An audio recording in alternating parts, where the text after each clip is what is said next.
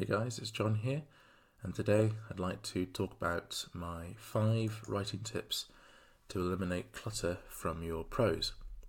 So this is a reading from a blog post I wrote a couple of months ago, and I think it's really important for anyone who wants to try and write in a more tight fashion, more concisely, and get across their points in a much easier to understand way by getting rid of clutter. So here we go.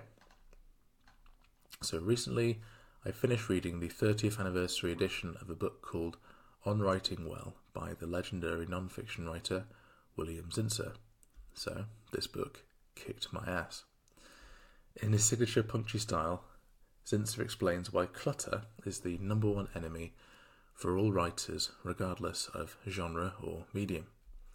So clutter, explains Zinsser, is the disease of American writing. We are a society strangling in unnecessary words, circular constructions, pompous frills, and meaningless jargon. So I can't agree more with Zinsser there. So each whilst, where while will do, every conceptualization where concept will do, feels like a fork screeching on the chalkboard to me. So, in a well-intentioned attempt to appear professional, we make our writing messy, imprecise, and longer than it needs to be. It never helps, and often hurts, because it provides a poor experience for our readers.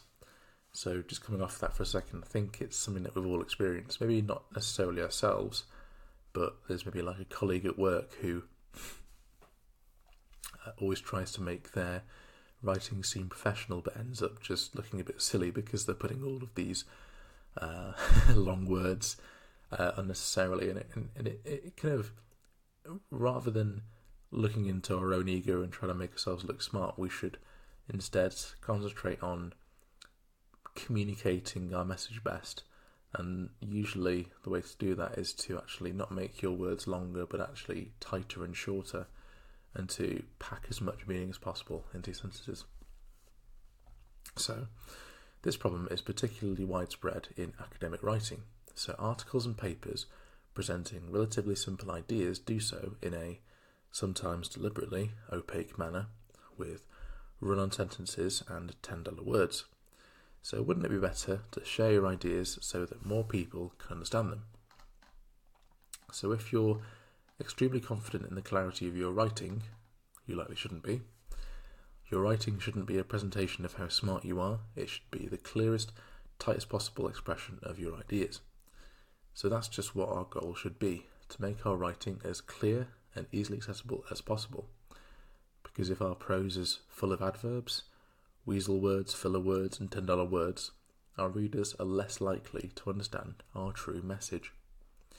So, even if you're not a writer, even if you don't necessarily write books, you probably send emails, you write Twitter posts.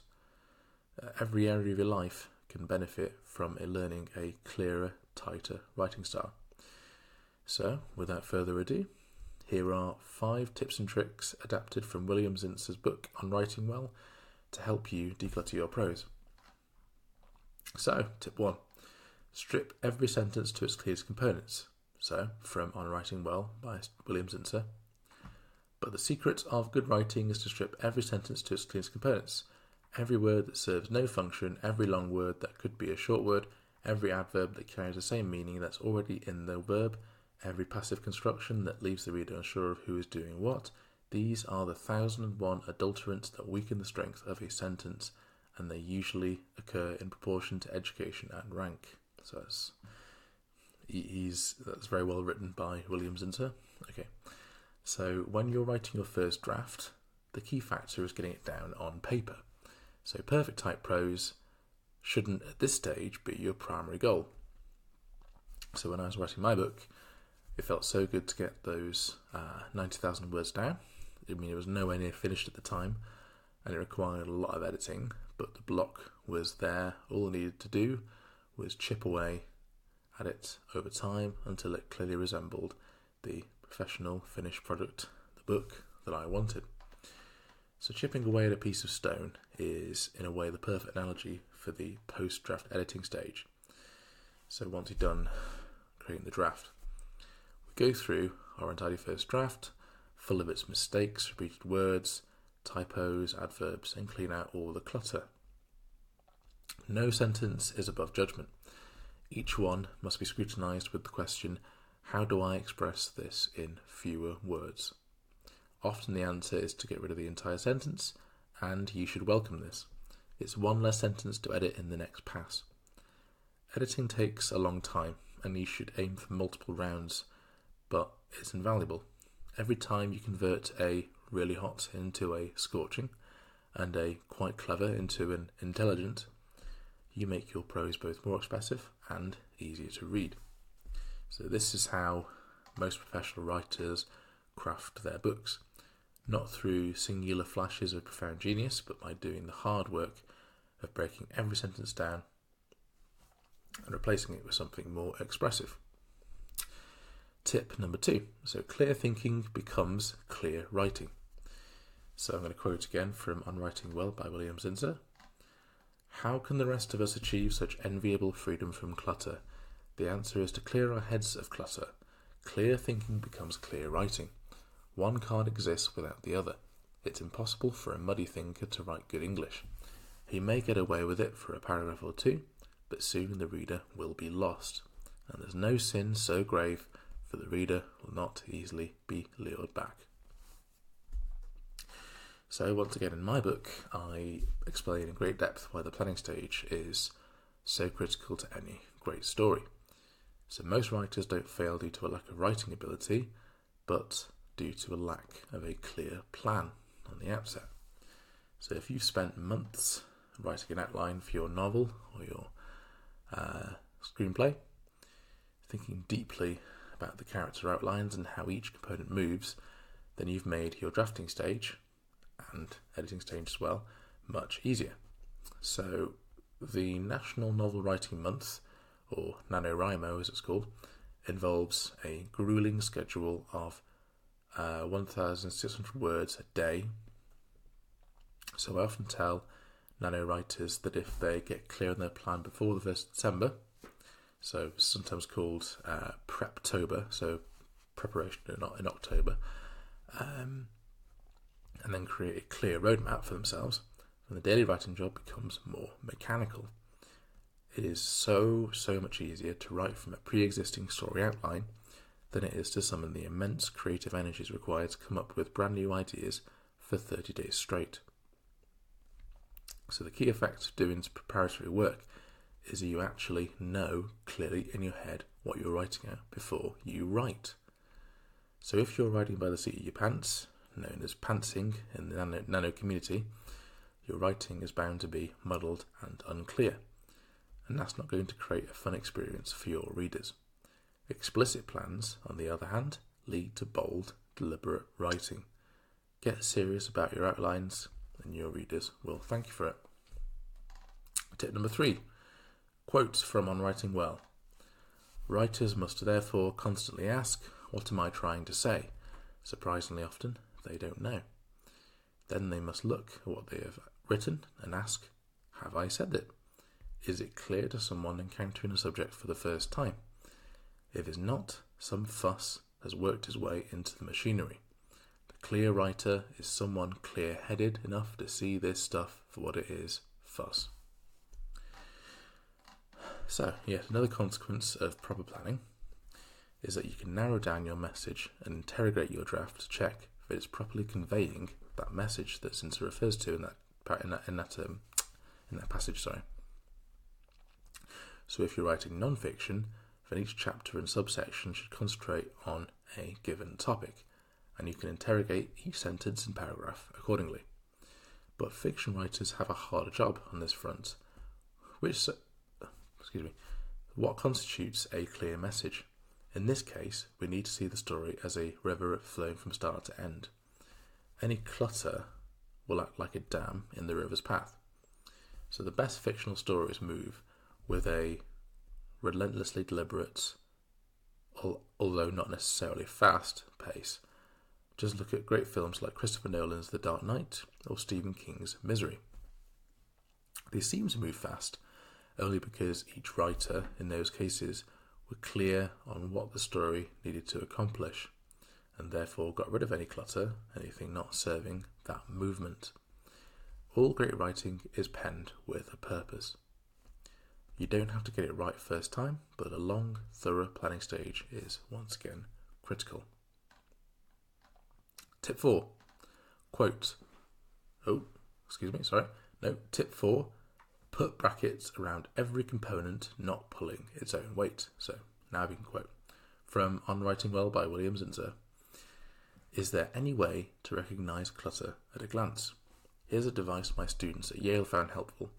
I would put brackets around every component in a piece of writing that wasn't doing useful work.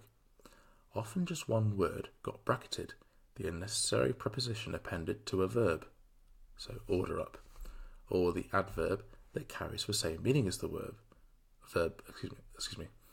so smile happily, or the adjective that states a known fact, tall skyscraper.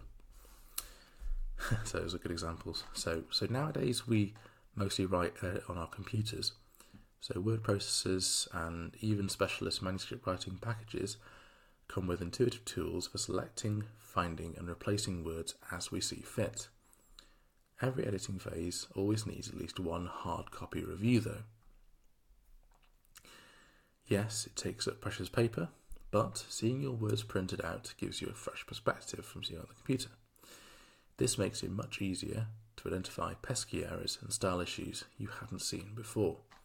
So, Zinsser recommends circling offending words or sections, but really this is up to the writer. I like to underline with a pencil, sometimes a highlighter, but really the vital part is the physical interaction with the draft. So no amount of staring at a screen can replace this. So another editing technique that I write about in my book is to read your manuscript out loud. So if it doesn't sound right, you'll know it instantly and you can make the appropriate edits. So what I'm saying there is the fact that a well-written sentence always sounds good too. So if you're reading it out and it sounds a bit weird or a bit awkward, then rewrite it. So be as creative as you can be during the countless rounds of edits. The goal is to The goal is to expose your work from as many different perspectives as possible. So you can print out in different fonts, different coloured paper, that sort of thing. And also, trusted third parties should read your work, and you should always hire an independent professional copy editor. Tip 5. Be yourself. So, a quote from On Writing Well. So, trying to add style is like adding a toupee. At first glance, the formerly bald man looks young and even handsome, but at second glance, and with a toupee, there's always a second glance, he doesn't look quite right. The problem is not that he doesn't look well groomed, he does, and we can only admire the wigmaker's skill. The point is that he doesn't look like himself. This is the problem of writers who set out deliberately to garnish their prose. You lose whatever it is that makes you unique. The reader will notice if you are putting on airs. Readers want the person who is talking to them to sound genuine. Therefore, a fundamental rule is be yourself. Great advice. So, as he said, the best writers express themselves through what's called a strong voice.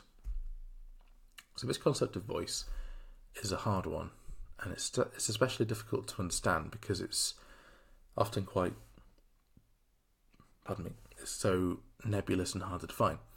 But for me, it's the degree of clarity that the writer is able to express their thoughts and concepts through to words on paper. So it's almost like it's the clearness of that channel from my brain and my own thoughts to the paper itself or the Word document that you're writing in. So the writer James Scott Bell actually explored this in greater detail in his brilliant book Voice, which I highly recommend you check out, and I'll put the link below. Now, expressive writing feels like the author is communicating with me through the book or article. it has that elusive flow to it, the quality that our writing can only have once we've successfully decluttered every sentence. And it begs the question, how do we achieve this in our writing? So that's a question that writers have been asking themselves since the printed word became popularised. Zinser says the best route to flowing, expressive writing is to relax and not make the writing look professional. A manufactured sentence never reads well. If you spent enough time thinking about your subject or story, then your subconscious will have done a lot of the work for you, and I can attest to this. So that might sound a bit crazy, but it's something we've all experienced when we're writing our best work. So the sentences seem to appear almost from nowhere. Well, how does this happen? Really, it's our subconscious emitting the words from our, hopefully, deep understanding of the subject we're trying to write upon. And when it comes to fiction writing, if we're doing a detailed outline, or we've done a detailed outline rather, we can picture the characters in our head, we feel like we know them, and we almost just sort of know what they're going to do before we write it down. And I'm sure a few of you can attest to the same thing. And when you let your writing show your true self, it's impossible to create cluttered prose.